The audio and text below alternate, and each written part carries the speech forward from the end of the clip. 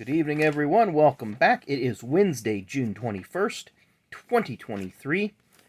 We have a few birthdays and a couple of events. I scrolled down through the events log on Racing Reference. Excuse me, didn't see a whole lot going on. Biggest two events I seen, and we'll go in reverse order here because that's kind of the significance of them. 1998 on this day, Jeremy Mayfield won at Pocono for his first career Cup Series win. But then you back it up 11 years to 1987 at Riverside International Raceway, and Tim Richmond wins the final Cup Series race of his career, his 13th win, and his first and last wins come at Riverside. Excuse me. So, pretty interesting that a driver gets their first win and last win on the same day, 11 years apart. Of course, that's happened a few times prior in this series. So we do have a few birthdays. One that I don't have any cards for, born on this day in 1964, former Busch Series crew chief, and he's been on the Scene Vault podcast a few times, Rambo himself, Tony Liberati. We do have some other birthdays. The rest of these we do have cards for. Born on this date in 1940, did pass away in 1991, Mr. Al LaQuasto. Cannot see here, it says he lost his life in a plane crash. I was going to say I didn't know how he passed, but now we know, sadly. Born on this date in 1965, part of that Pearson clan, Mr. Eddie Pearson. So there he was, Shauna Robinson's crew chief during the Dash Series. Worked with, I believe, some other folks moving up. Born on this date in 1941, but he passed away in 2012. Longtime crewman. He was a longtime driver, first of all. Drove his own stuff for many years, but he was also a crewman for Dale Earnhardt and a crew chief later on at Travis Carter's team, Mr. Cecil Gordon. Cecil Gordon had a best finish of second in 1975 at Dover, I believe to Richard Petty. His last start came in 1985 at Richmond. He was crew member for Greg Sack's team. Greg fell ill the morning of or the evening before the race. So Cecil basically started and parked the car just so the team would get owner's points. But then he later became crew chief over at the 23 team of Travis Carter. But he was a steady driver.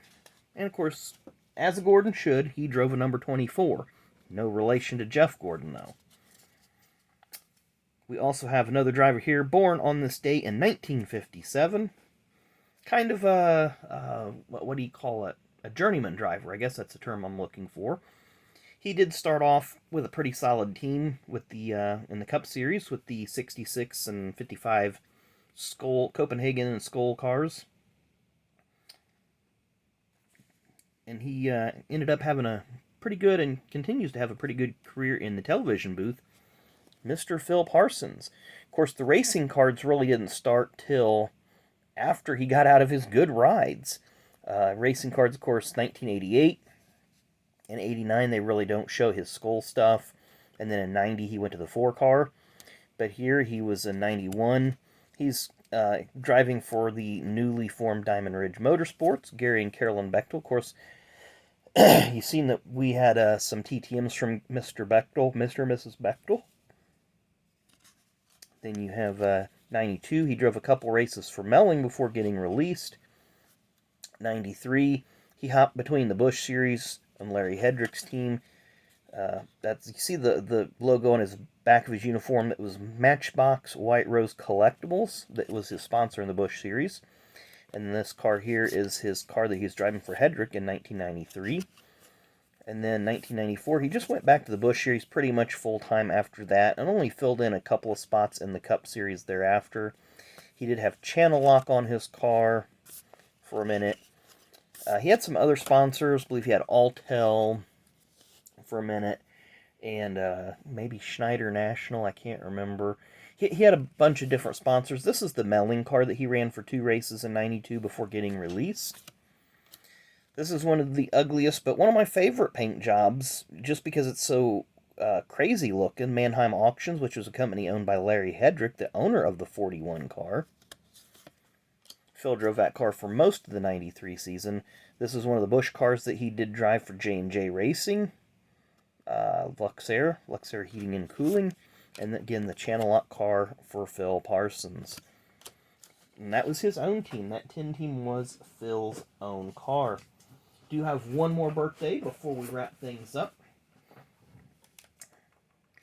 Good friend of the show and fellow YouTuber. Don't have a date.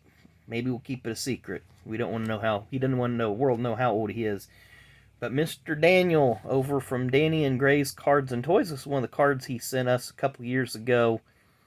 So one of the ones that he numbered up. We got a bookend card. So happy birthday to Mr. Danny from Danny and Gray's Cards and Toys.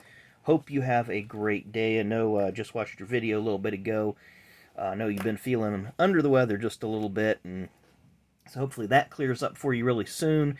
And I think you said your wife and son are going to take you out to dinner, so I hope you have a good dinner.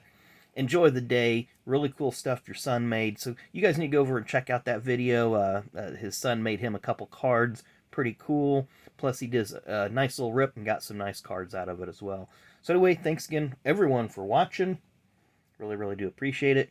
And enjoy the rest of your Wednesday, and we will see you tomorrow.